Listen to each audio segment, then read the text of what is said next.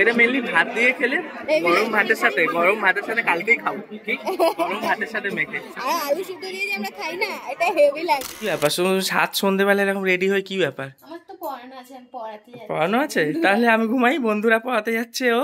আমি পড়াতে যাই। আচ্ছা বন্ধুরা ও পড়াতে গেল, তাহলে আমি কেন রেডি হয়েছি? আমাকে কেন? আমি পড়াতে যাচ্ছি, আমার সাথে কে কে পড়াতে যাবে আসো। তুমি তাহলে পড়াতে যাও, আমি তাহলে ঘুমাই। হ্যাঁ আচ্ছা, আমাকে তাহলে ওর কোনো দরকার নেই, আমি শুয়ে পড়লাম। তো মাখতে পারবো?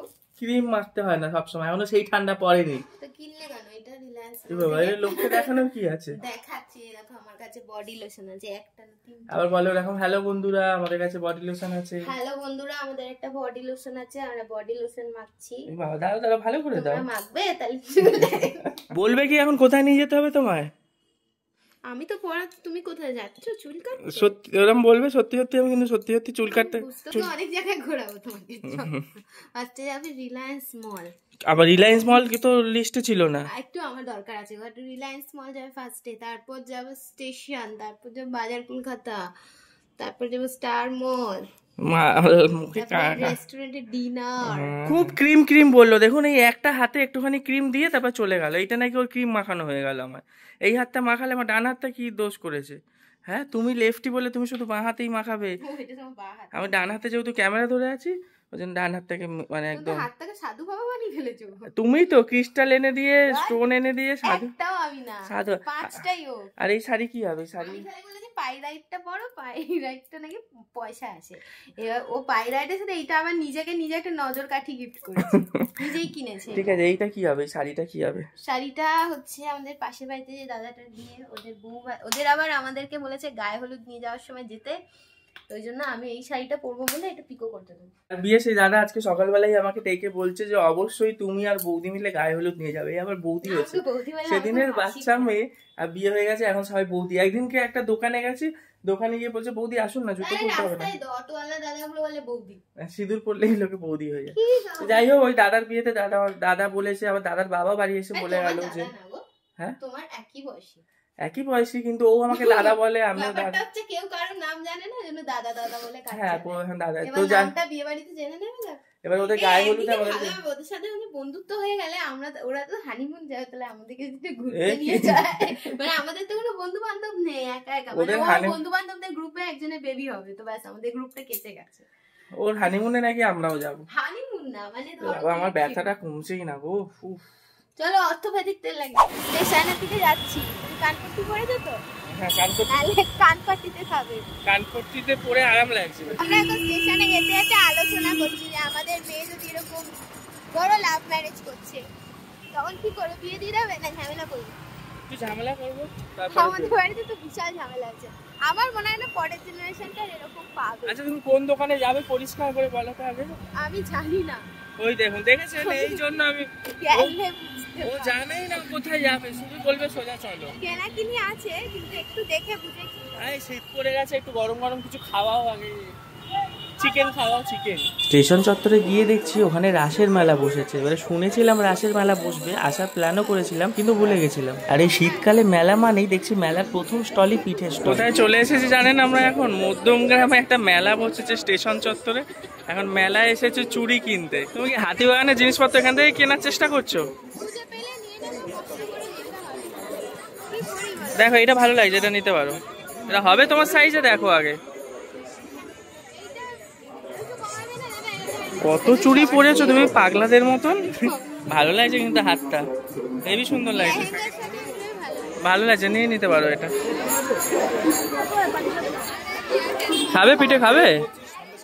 আমাদের আসলে ঠাকুরকে দেওয়া হয়নি বলে আমরা কোনো পিঠে খেতে পারবো না।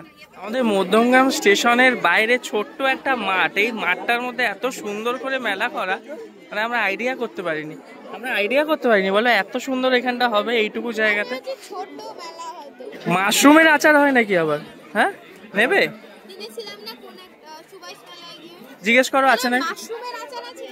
মাশরুম এঁচোড়ের আচার কি? রসুন? এগুলো কি হিসাবে কত টাকা করে পাওয়া যায়? হ্যাঁ দাদা এগুলোর দাম কত?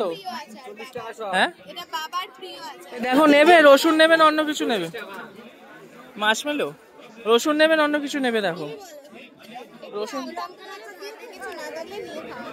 ভাতের একটা কিছু আচার নিয়ে নাও। এইটা মনে হয় 5 মিশালি আছে। রসুনের আচারটা টেস্ট করে দেখা যাবে কি? রসুনটা দেখা যাবে একটু? রসুনের আচার টেস্ট করলো, কেমন খেতে? হেবি ভালো। নেন 100 দিয়ে দাও দাদা, রসুনের আচারটা 100 দাও। 100 রসুনের আচারটা দাও। আর কিছু নেবে? আর কিছু নিলে নাও। 40 টাকা বললে? ও রসুনটাই 50 টাকা। রসুনের দাম বেশি না এখন? এটা মেনলি ভাত দিয়ে খেলে, গরম ভাতের সাথে কালকেই খাবো, ঠিক? গরম ভাতের সাথে মেখে। আর আলু সিদ্ধ দিয়ে যে আমরা খাই না, এটা হেভি লাগে। একটুখানি আরেকটা নেব, আমশি নেব একটু। এটা আমশির আচার একটু,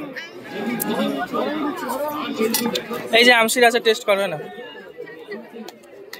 খেয়ে দেখো।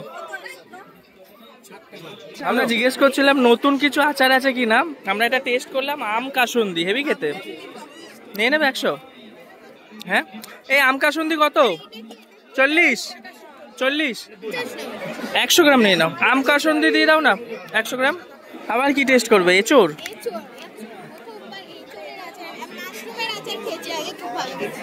এবারে খাবে এঁচোড়ের আচার। খেয়ে দেখো। খাও, তুমি খাও। আমার আম কাসুন্দিটা ভালো লেগেছে। আচারগুলো একটু কস্টলি, তবে খেতে ভালো। নেক্সট আমরা এসেছি এখন গরম গরম কিছু খাবার খেতে। জিলাপি খাবে? অল্প করে নাও। জিলাপি কত করে? 250? কিন্তু অত কি হবে না, অল্প পাওয়া যায় না এখানে, এটাই হলো সমস্যা। গরম গরম জিলাপি আছে।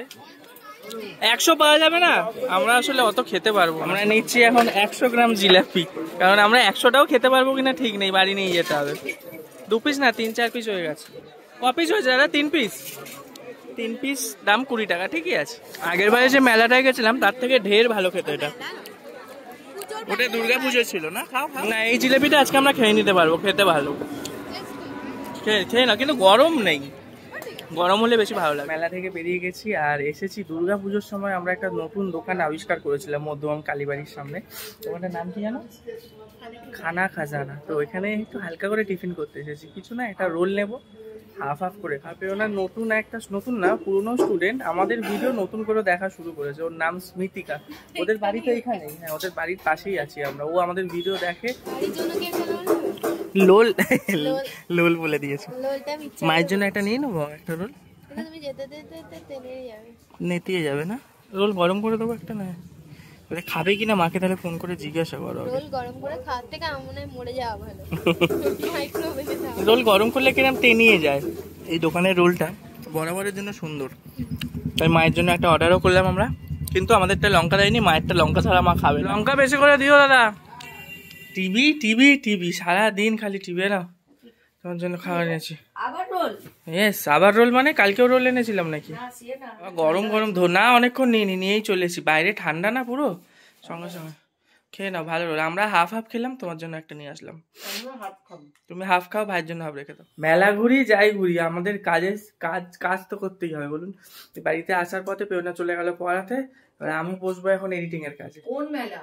মধ্যমা স্টেশনে মানে মেলা বসেছে, রাসের মেলা। বেশ ভালো মেলা, ভেবেছিলাম ভালো না, মানে রাস্তা জুড়েই হয়েছে, তবে বেশ বড় হয়েছে মেলা। দুটো জিনিস এনেছি, কি বলতো? আচার একটা এনেছি, রসুনের আচার, খুব ভালো খেতে, ভাত দিয়ে একদম মেখে খেলে হেভি লাগে। আর একটা আম কাসুন্দি, দু রকম আচার এনেছি, হেভি খেতে আচারগুলো। আর আরো একটা পছন্দের জিনিস এনেছি, আসার পথে সস্তায় পেলাম, সেটা হলো আতা।